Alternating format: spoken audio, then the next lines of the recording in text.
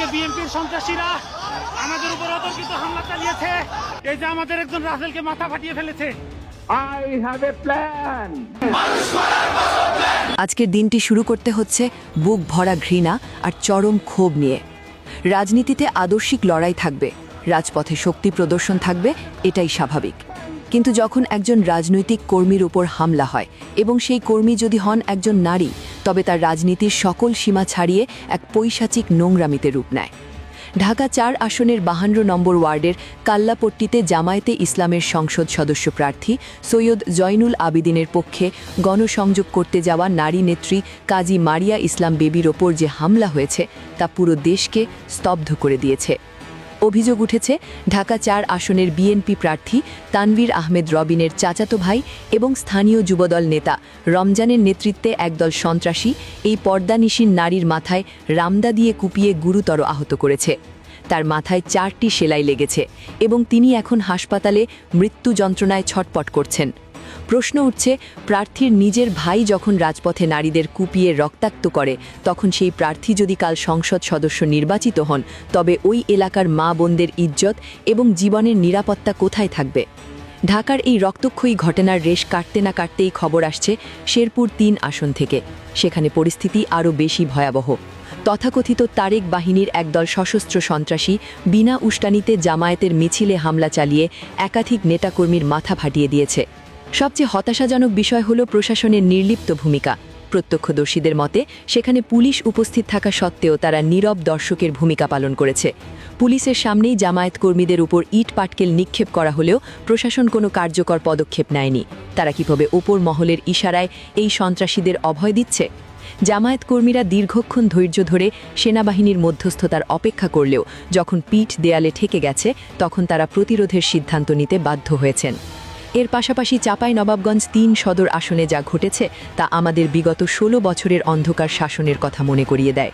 সেখানে বিএনপি প্রার্থী হারুনের ছেলে প্রকাশ্য দিবালোকে এক জামায়াত নেতার টুটি চেপে ধরেছেন এবং তাকে নির্বাচনের মাঠ থেকে সরে যাওয়ার হুমকি দিয়েছেন। ওনার হারুনের ছেলে, উনি গাড়ি থেকে বের চারজন চারিদিকে ঘিরে ওনার ছেলে আমাকে গলা ধরে প্রায় ২৫ বা ২০ সেকেন্ড এরকম উপরে ঝুলিয়ে রাখে।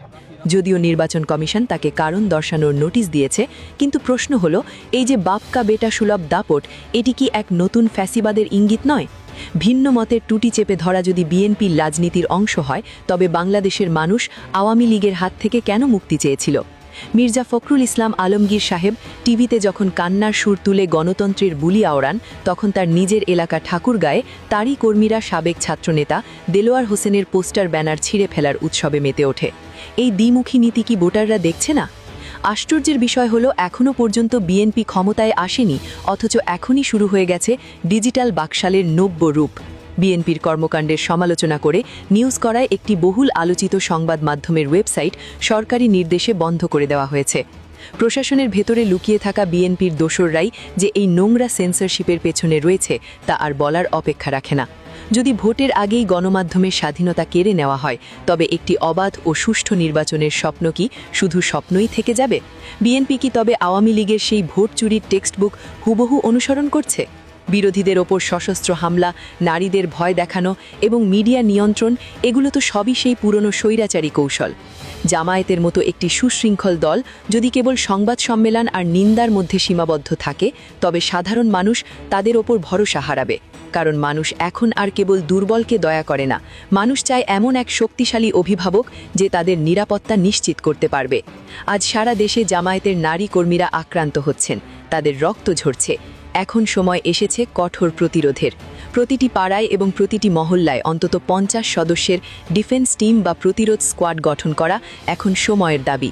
যখনই কোনো প্রচার টিমের ওপর সন্ত্রাসীরা হামলা করবে, এই স্কোয়াডগুলো যেন ৫ মিনিটের মধ্যে সেখানে পাল্টা প্রতিরোধ গড়ে তুলতে পারে। সন্ত্রাসীরা যখন দেখবে যে তাদের সামনে লাঠি হাতে ৫০ জন সুশৃঙ্খল যুবক দাঁড়িয়ে আছে, তখন তারা রামদা বের করার সাহস হারিয়ে ফেলবে। বিএনপির নীতি নির্ধারকদের মনে রাখা উচিত, আওয়ামী লীগও একসময় ভেবেছিল তারা অজেয় এবং চিরকাল ক্ষমতায় থাকবে, কিন্তু দর্পচূর্ণ হতে সময় লাগেনি।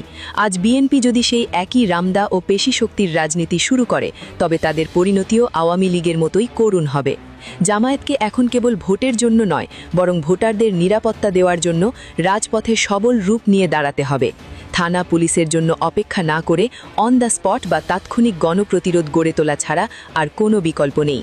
মা বোনদের প্রতি আমাদের আকুল আবেদন, আপনারা ভয় পাবেন না। আপনাদের এক ফোঁটা রক্তের বদলা নিতে লাখো ভাই প্রস্তুত রয়েছে। এই সাহসিকতা এবং প্রতিরোধের মাধ্যমে 12ই ফেব্রুয়ারির নির্বাচনে একটি নতুন ইতিহাস গড়তে হবে।